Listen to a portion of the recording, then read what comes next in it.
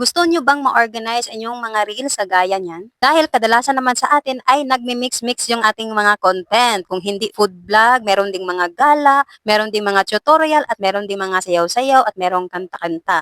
At kung gusto nyong ma-organize, pwede nyo yang gawin guys. Pumunta lang kayo sa inyong dashboard at hanapin yung playlist.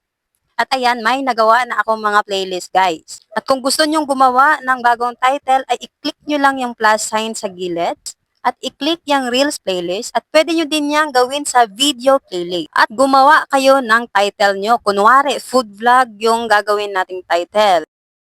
At i-click ang save. So kung nagawa nyo na yung title, ay i-click yung 3 dots sa gilid at i-click ang add to playlist. At pumili kayo ng mga videos na gusto nyong i-add doon sa food vlog. At i-click na ang save sa gilid. So yun lamang po guys, no? Dahil yung iba naman talaga ay nag-iiba-iba talaga ng content. Kagaya ko na iba-iba yung mga trip natin. So kung gusto nyong gayahin yan, ay pwede niyang gawin. So yun lamang po, please follow for more tips.